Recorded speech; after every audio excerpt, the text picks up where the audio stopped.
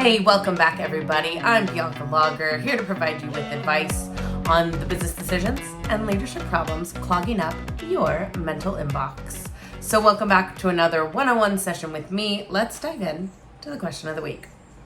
Question is, I've been running my IT consulting business for 7 years and it's finally taken off. Good for you. That's fabulous. Takes a long time. The problem is I'm working 80-hour weeks and haven't had a vacation in 3 years. My family's frustrated and I'm constantly exhausted. I know I need to step back, but I'm afraid everything will fall apart if I'm not involved in every decision. Been there. How can I build a structure that allows me to have a life outside of work? Oh my, oh my, oh my, oh my. Well, this is a tale as old as time, let me tell you. I don't think that there is an entrepreneur in the world who hasn't, faced this hurdle in some way. And I'm sure there's a lot more to this story, but I appreciate the brevity here. So thank you for that. I think that, running a consulting business, and now that I'm in the consulting game, I do a lot of B2B consulting, mostly for marketing. A lot of it is just on business strategy in general, but I do a lot of marketing automation and help with kind of setting up sustainable and scalable revenue structures, which I experienced a lot as the president and CEO of Social Intelligence. Ran that company for 7 years. Know that 7-year itch very, very well. It takes a long time to kind of see the fruits of your labor really start to explode, and it's really exciting. But the problem is you're way, way, way overboard, right? I mean, 80-hour works is nuts. Like, what are you, nuts? Like, that's crazy. You're doing double what is even probably more than what you like any human can capably do. And I so know that feeling's like you're burning all the candles on all ends, you're working weekends, whether it's 80 hours every week or a couple times a month, it's just too much. And I'm sure there's a lot of exhaustion and just like you have nothing left to give your family, to give your life in general. So, first of all, empathizing with you. It sucks. It's no way to live, for sure.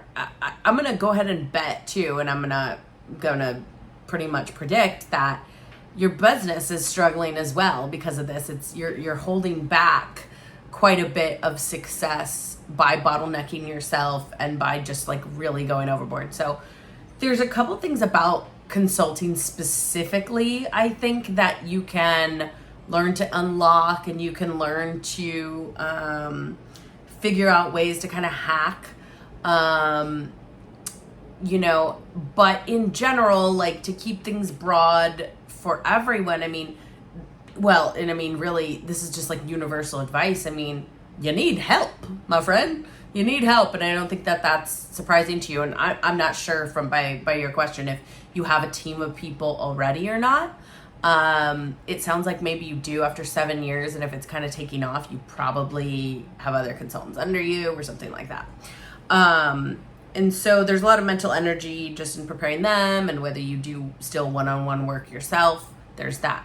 And if you don't, if it's just you kind of solopreneuring and you're doing a lot of this like one-on-one work, but like you're making money, and so it's like consulting is your time, you're trading time for money, that's something you need to reevaluate, basically, in terms of, is the juice worth the squeeze here? But also, like, is there a more scalable way for you to maybe take a cut and have somebody else do some of the work, or find ways to have technology and automation help you out, AI and different tools that you can leverage to duplicate your efforts and your stuff. So that's all like pretty kind of surface level, and I think that's pretty obvious. And I'm sure, there's no way you've been in business for 7 years and you haven't hired people, had outside consultants, like using the tools that you can. And it's hard to say from your letter, like what part of your business is really taking up a lot of time. But I would say examine that. What are the things that are just like mentally draining for you? That is something that seems to take a longer time than it should, or is really taking a lot of bandwidth and you can't really understand why, or what is so time consuming, and really break down the tasks of what is eating up the most time and what can be more efficient. Now, all this to say, you can try to like stay in a cave and ask yourself these questions and figure it out all by yourself. But like, I'm really burying the lead here because I'm getting to a point of it's all about delegation, right? It is all about how you decide which tasks are worth your time and which tasks you need to outsource and which tasks need to be done by other people to give you a scalable approach to success, because this isn't sustainable. What you're doing does not work. As a matter of fact, like there's 0% chance you're working 80 hours a week and you're doing quality work.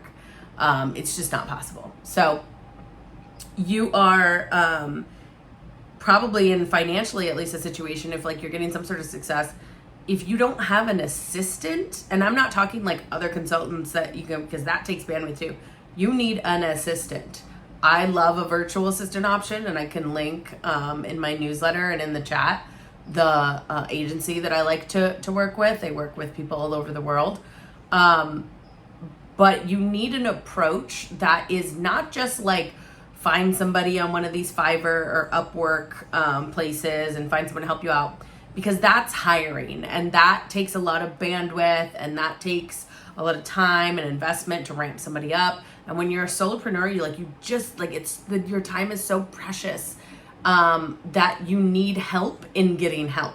So I really like to rely on virtual assistant programs and agencies that provide you with like an account rep that can help you vet people, that can troubleshoot problems that you have, that help you ramp up faster.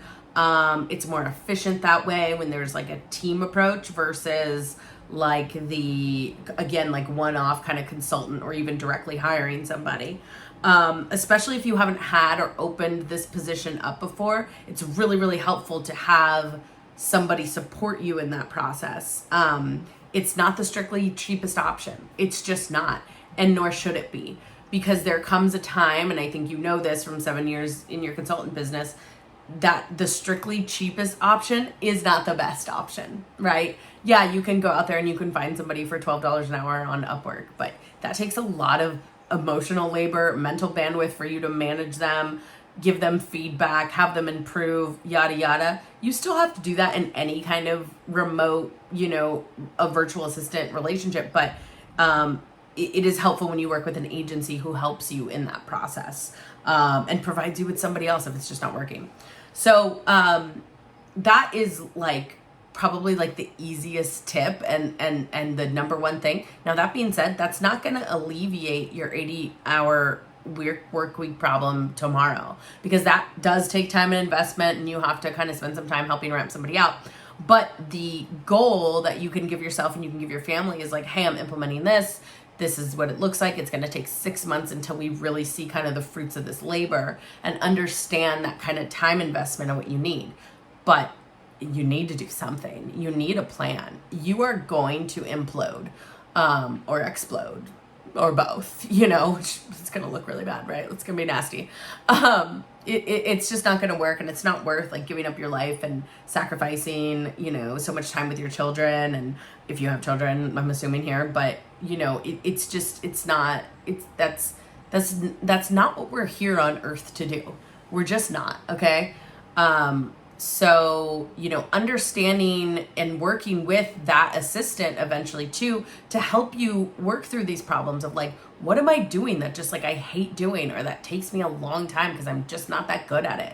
You have to wear so many different hats as an entrepreneur, and you're not going to be good at all of these things. You're just not.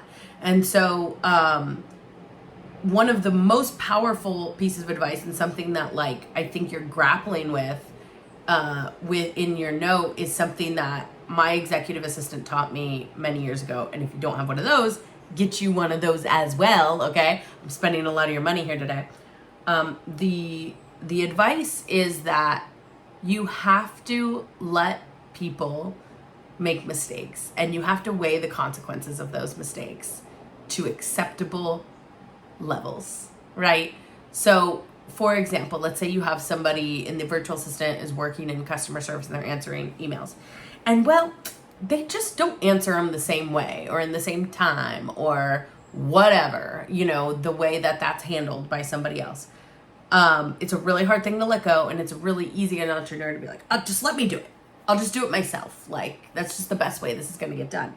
And it's not, because they gonna learn, like you have to give them the rope to see what those consequences are like. The only way that you answer that email correctly is because you have learned. And so you have to, lose a little bit and give a little bit to gain in the long run. And that being said too, you might not lose anything. It's so inconsequential. We think that unless we do it this perfect exact way, that there's going to be a consequence. Sometimes there is no consequence. So learning that lesson of getting out of the weeds, which is another huge understanding that you need to really come across, and you need to really understand what that means. There's so many things that are not your problem in your business. And once you wrap your head around exactly what those things are and exactly what kind of reporting and high level and sort of executive view you need to start taking with your business, the better off you will be. So, virtual assistant, executive coach, make the investment into something quality that is going to be with somebody who can run alongside with you, duplicate your efforts, and then let it go if it's not perfect.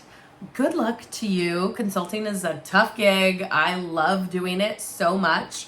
I love that in my consulting, I teach folks how to automate their processes and automate their business so that they don't have this problem, because we've all been there. So thanks so much for writing in. Really appreciate everybody tuning in. Again, this week's version of the Blink Weekly newsletter. We try to get to inbox zero around here, and I'm providing advice on your business decisions and leadership problems that are clogging up your mental inbox. I'll see you next week. Thank you.